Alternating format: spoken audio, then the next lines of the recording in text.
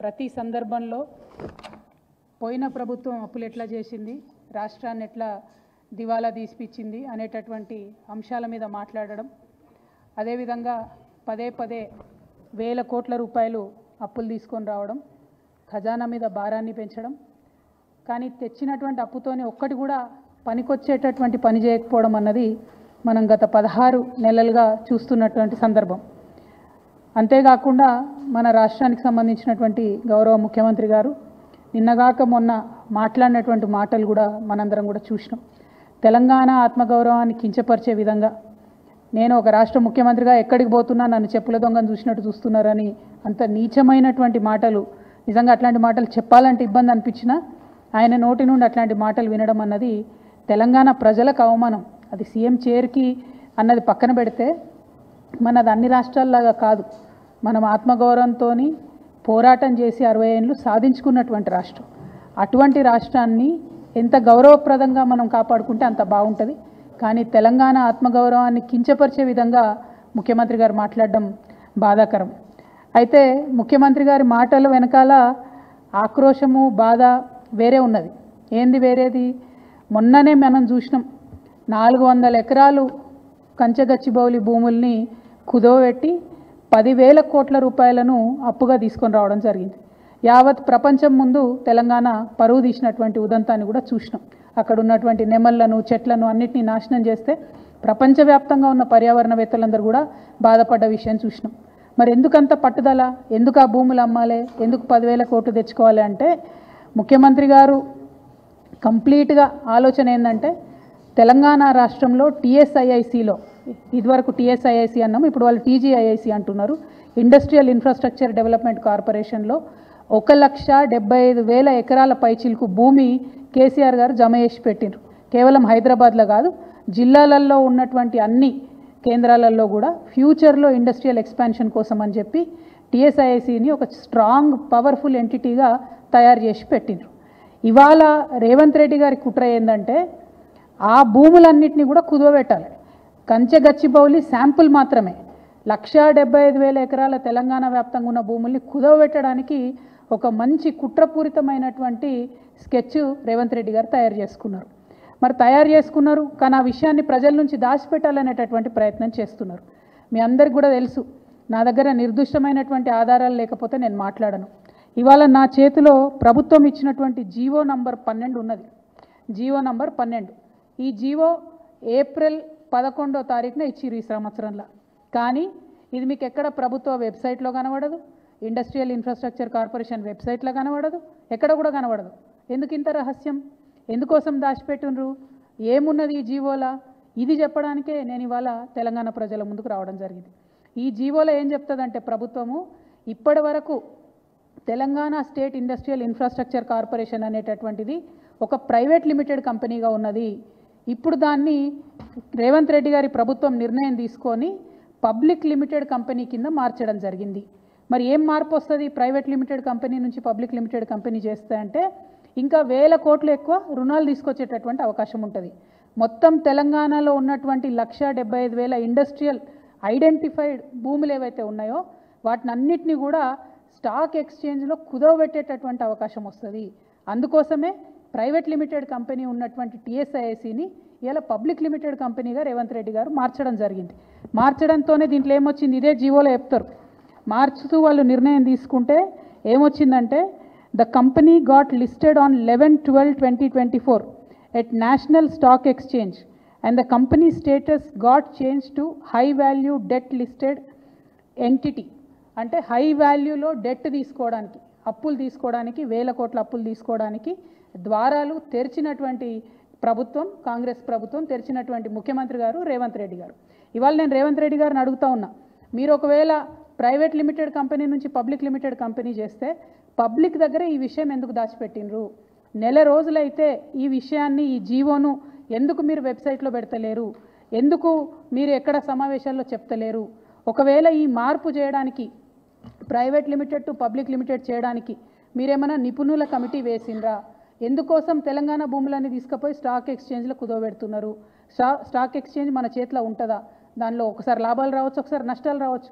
ఒకవేళ నష్టం వస్తే తెలంగాణలో మనం జమ చేసి పెట్టుకున్నటువంటి 1,75,000 ఎకరాలు వాటి భవితవ్యం ఏంటిది, మన పిల్లల భవిష్యత్ ఎట్లా, రేపు ఎవరైనా కొత్తగా పెట్టుబడులు పెడదామని వస్తే వాళ్ళకి ఏం భూములు ఇస్తాం, మనము ఎట్లా ఫెసిలిటీస్ క్రియేట్ చేస్తాము అంటే మీరు తెలంగాణ రాష్ట్ర భవిష్యత్తు మీద ఏమాత్రం ఆలోచన లేకుండా డైరెక్ట్గా పబ్లిక్ లిస్టెడ్ కంపెనీ చేసి దీన్ని స్టాక్ ఎక్స్చేంజ్లో లిస్ట్ చేయడం అన్నది చాలా దారుణం. ఈ విషయాన్ని ప్రజలకు చెప్పకపోవడం అన్నది మరింత దారుణం.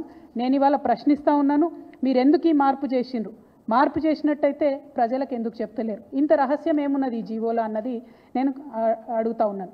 అదేవిధంగా రేవంత్ రెడ్డి గారు ఎప్పుడు మాట్లాడుతూ ఉంటారు 8 లక్షల కోట్ల అప్పు చేసిరు కేసీఆర్ గారని. నిన్నగాక మొన్న సెంట్రల్ గవర్నమెంట్కి సంబంధించినటువంటి వ్యక్తులే చెప్పిండ్రు ఈ రోజు కూడా రాష్ట్ర అప్పు 4,20,000 కోట్లు ఉందని చెప్పి సెంట్రల్ గవర్నమెంట్ నుంచి పార్లమెంట్లో ఇచ్చినటువంటి జవాబు ఆధారంగా చెప్పిండ్రు. కానీ ఈ 16 నెలల్లో రేవంత్ రెడ్డి గారు తీసుకొచ్చినటువంటి అప్పు 1,80,000 కోట్లు దాటిపోయింది. ఆ తర్వాత కొంచెం మేము స్టడీ చేసినాం, మరి 1,80,000 కోట్లు అప్పు తెచ్చిండు ముఖ్యమంత్రి గారు, ఈయన ఏం చేసిండు దీంతోనే అని. ఒక ప్రాజెక్టు కట్టలేదు, పూర్తిగా రైతు భరోసా ఇవ్వలేదు, పూర్తిగా రైతు బీమా ఇవ్వలేదు, పూర్తిగా రుణమాఫీ చేయలేదు, ఒక పెన్షన్ పెంచలేదు, తులం బంగారం ఇవ్వలేదు, మహాలక్ష్మి పథకం పెట్టలేదు, ఆడపిల్లలకు స్కీమ్ ఇవ్వలేదు, ఏమి ఇవ్వలేదు. కానీ తెచ్చిన 1,80,000 కోట్లు మాత్రం ఆరత కర్పూరం కరిగిపోయినట్టు కరిగిపోయినాయి. లెక్కలు బాగా తీస్తే తెలిసింది ఏంటంటే కేవలం 80,000 కోట్లు మాత్రమే ఇదివరకు చేసినటువంటి అప్పులు చెల్లించడానికి ఈ ప్రభుత్వం ఉపయోగించింది. ఇంకా 1,00,000 కోట్లు ఎక్కడికి పోయినాయి? మరి ఆ జవాబు చెప్పాల్సినటువంటి అవసరం ప్రజలకు ఉంది. ఇవాళ నేను డెఫినెట్గా ఆధారాలతో ఆరోపణ చేస్తూ ఉన్నాను, 1,00,000 కోట్ల రూపాయలు రేవంత్ రెడ్డి గారు పెద్ద కాంట్రాక్టర్లకు పేమెంట్లు చేసిండ్రు. ఒక తట్టెడు మట్టి కూడా ఎత్తిపోయకుండా 1,00,000 కోట్ల రూపాయలను కాంట్రాక్టర్లకు పేమెంట్ చేసిరు. ఇక కాంగ్రెస్ సర్కార్ విషయం మీ అందరికీ తెలిసిందే, వాళ్ళు 20% సర్కార్ కమిషన్ కాబట్టి 20% కమిషన్ సర్కార్ కాబట్టి అందులో 20,000 కోట్లు డైరెక్ట్గా రేవంత్ రెడ్డి గారి సొంత ఖజానాకు పోయిందని ఇవాళ నేను ఆరోపణ చేస్తూ ఉన్నాను. ఇది తప్పైతే ప్రభుత్వం తరఫు నుండి శ్వేతపత్రం రిలీజ్ చేయండి. మీరు 1,00,000 కోట్లు ఏం చేసిండ్రో చెప్పండి. 80,000 కోట్లు మీరు డెట్ పే చేసినట్టు మొన్న బడ్జెట్లో ఇచ్చినటువంటి డాక్యుమెంట్స్ ద్వారా తెలిసింది. కానీ ఇంకా ఎందుకు అప్పు తెస్తున్నారు? తెస్తుంటే దానికి ప్రణాళిక ఎక్కడ ఉంది? ఏం ప్రాజెక్టు కట్టిండ్రు? ఇవాళ నేను కాదు, గ్రామాలలో ఉన్నటువంటి ప్రజలు బాధపడుతున్నారు. పల్లె ప్రగతి మొత్తం పడకేసింది. కనీసం మోరీలు క్లీన్ చేసేటటువంటి పరిస్థితి లేదు, ఈ జీతాలు ఇచ్చేటటువంటి పరిస్థితి లేదు. మరి ఎందుకు ఇన్ని వేల కోట్లు అప్పు తెస్తున్నారు? ఎందుకు రాష్ట్ర భవిష్యత్తును ఇబ్బంది పెట్టేటటువంటి పరిస్థితి క్రియేట్ చేస్తున్నారని నేను ముఖ్యమంత్రి గారిని డిమాండ్ చేస్తూ ఉన్నాను. ప్రభుత్వం ఖచ్చితంగా శ్వేతపత్రం ఇవ్వాలని కూడా డిమాండ్ చేస్తూ, మరి తెలంగాణ రాష్ట్ర గౌరవాన్ని ఒక పక్క తాకట్టు పెడుతున్నారు, అవమానపరుస్తున్నారు. ఇంకొక పక్క తెలంగాణ బిడ్డల భవిష్యత్తును కూడా నేషనల్ స్టాక్ ఎక్స్చేంజ్లో మీరు తాకట్టు పెడుతున్నారు. దీన్ని మేము తీవ్రంగా ఖండిస్తున్నాం. ఒకవేళ మీరు ప్రైవేట్ లిమిటెడ్ కంపెనీ నుండి పబ్లిక్ లిమిటెడ్ కంపెనీని చేయడంలో నిపుణుల యొక్క సూచనలు లేకపోతే ఈ నిర్ణయాన్ని వెనక్కి తీసుకోవాలని కూడా ఈ సందర్భంగా నేను ప్రభుత్వాన్ని డిమాండ్ చేస్తున్నాను. సరైనటువంటి రీసెర్చ్ చేసిన తర్వాతనే ఇట్లాంటి మార్పులు జరగాలి, అది కూడా ప్రజల నాలెడ్జ్లో ఉండి జరగాలని చెప్పి నేను ప్రభుత్వాన్ని డిమాండ్ చేస్తూ ఉన్నాను. Thank you. జై తెలంగాణ. ఎవరికి ఇస్తారే? వాళ్ళకు వాళ్ళ సొంత మంత్రి గారు ఉన్నారు, వారికి ఒక పెద్ద కంపెనీ ఉన్నది, ఇంకొక మెగా కంపెనీ ఉన్నది. అట్లాంటి వాళ్ళకి తప్ప ఎవరికి ఇస్తారు? సర్పంచ్లకు బిల్లులు ఇస్తలేరు, ఎక్కడా కూడా పెండింగ్ పనులు గ్రామాలలో చేస్తలేరు. కేసీఆర్ గారు ఇచ్చినటువంటి రోడ్ ప్రాజెక్టులు కావచ్చు, చెరువు పూడిక తీసేటటువంటి కార్యక్రమాలు కావచ్చు, వాటిని అన్నింటినీ కూడా యునానిమస్గా క్యాన్సిల్ చేసిండ్రు. ఈ 16 నెలల్లో ఎక్కడన్నా ఒక చెరువునన్నా మట్టి తీసిండ్రా? ఎక్కడన్నా ఒక చిన్న తట్టెడు మట్టి ఎత్తి పోసిండ్రా? అది ప్రజల దృష్టిలో ఉన్నది. సో వీళ్ళు ఎంతసేపు ఏంటంటే పెద్దోళ్ళకి 1,00,000 కోట్లు ఇవ్వాలి, దాంట్లోకి 20% కమిషన్ తీసుకోవాలి. ఈ ఎజెండా మీద ప్రభుత్వం నడుస్తున్నట్టుగా తెలుస్తోంది.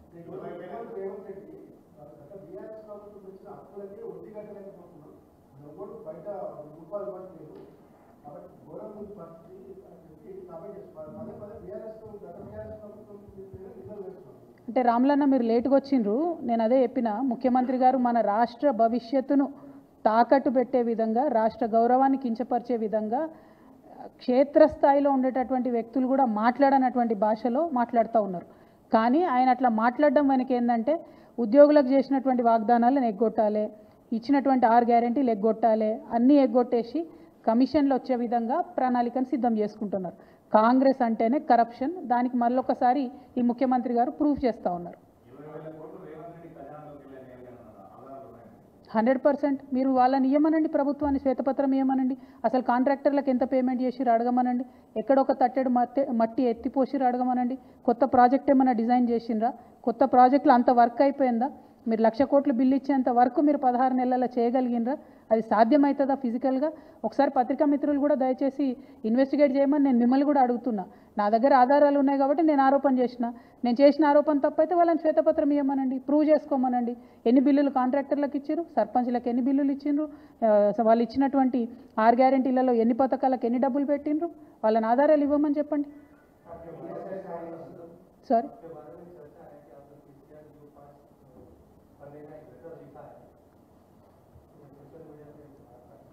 नहीं, मेरे बारे में तो चर्चा बहुत होता जी, ये आज नई बात नहीं है. बहुत सालों से चर्चा चलता मेरे बारे में.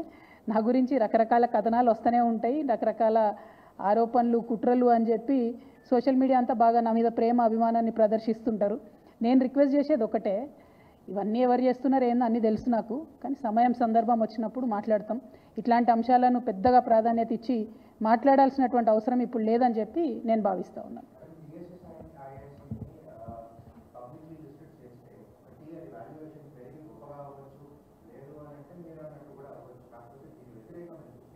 అంటే ప్రధానంగా Telangana state industrial infrastructure corporation అన్న దాంట్లో ఆ సంస్థ పెట్టింది ఎందుకు అంటే, ఒక దగ్గర ఒక 40 ఎకరాలు జాగా ఉందనుకోండి, దాన్ని డెవలప్ చేసి అందులో ఒక 30, 40, 20 ఇండస్ట్రీస్ రావాలంటే వారికి అన్నీ కూడా ప్రొవైడ్ చేసి కామన్గా ఉండేటటువంటి ఈటీపీ లాంటివి, కరెంటు వ్యవస్థను అన్నీ కూడా చేయడానికి పెట్టినటువంటి కార్పొరేషన్.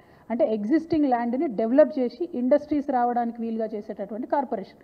కానీ దాన్ని మొత్తం అర్థాన్ని మారుస్తూ మనం ఏదైతే భూములు తీసి పెట్టినామో ఆ భూములను అమ్ముకొని, ఆ భూములను కుదోబెట్టి, ఆ భూములను స్టాక్ ఎక్స్చేంజ్లో పెట్టి డబ్బులు తీసుకొచ్చి ఆ డబ్బుల్ని మళ్ళీ ఇండస్ట్రియల్ డెవలప్మెంట్ కాకుండా పక్కదారి పట్టించేటటువంటి ప్రయత్నం ఈ ప్రభుత్వం చేస్తుంది. అదే మాకున్నటువంటి అభ్యంతరం.